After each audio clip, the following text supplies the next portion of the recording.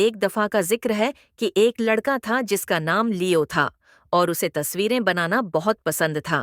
اس کا کمرہ ہر قسم کی ڈرائنگ سے بھرا ہوا تھا، انگھے، قلعے، روبوٹ اور یہاں تک کہ اڑتی ہوئی گاڑیاں۔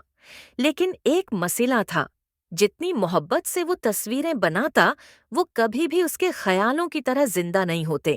ایک دن جب لیو پارک میں کھیل رہا تھا، اس نے ایک پرانے، دھول سے بھرے برش کو ایک درخت کے نیچے پڑا ہوا پایا۔ تجسس میں اس نے اسے اٹھایا اور جیسے ہی اس نے اسے چھوا، برش کے ریشے چمکنے لگے۔ یہ کوئی عام برش نہیں تھا، یہ ایک جادوئی برش تھا۔ پہلی تخلیقاً لیو بے حد پرجوش تھا۔ وہ دوڑتا ہوا گھر پہنچا، اپنا پینٹ اور کینوس لیا اور تصویریں بنانا شروع کر دیں۔ اس کی پہلی تخلیق کیا تھی؟ ایک چھوٹا پرندہ۔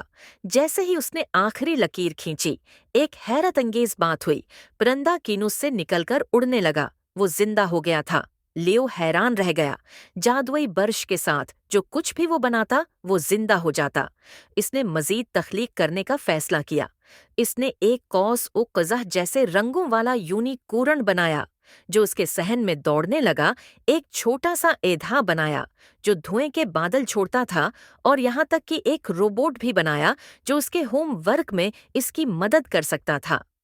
ایک بڑی مشکل ہاں، لیکن لیو اس جادوئی طاقت میں مگن ہو گیا اور بڑی بڑی چیزیں بنانا شروع کر دیں۔ ایک دن اس نے کچھ بہت ہی شاندار بنانے کا فیصلہ کیا، ایک بہت بڑا اژدہا جس کی چمکدار جلد، تیز پنجے اور بڑے پر تھے۔ جیسے ہی اس نے ڈرائنگ مکمل کی، اژدہا زندہ ہو گیا۔ وہ بہت خوبصورت تھا لیکن شرارتی بھی۔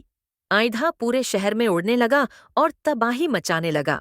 اس نے درختوں کو گرا دیا، جانوروں کو ڈرا دیا اور یہاں تک کہ کھلونوں کی دکان سے کچھ کھلونے بھی لے لیے، یہ سوچ کر کہ وہ خزانے ہیں۔ لیو کو اپنی غلطی کا احساس ہوا۔ اس کی جادوئی تخلیقات ہمیشہ دوستانہ رہی تھیں، لیکن یہ ایدھا بے قابو ہو گیا تھا۔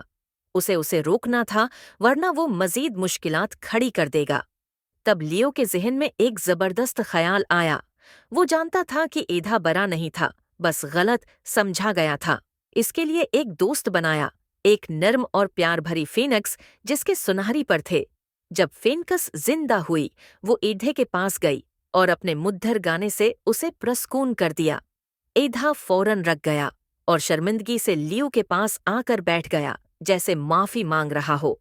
سب اقواس لیو کو سمجھ آ گیا کہ بڑی طاقت کے ساتھ بڑی ذمہ داری بھی آتی ہے۔ اس کے بعد لیو نے جادوئی برش کو صرف لوگوں کی مدد کرنے کے لیے استعمال کیا۔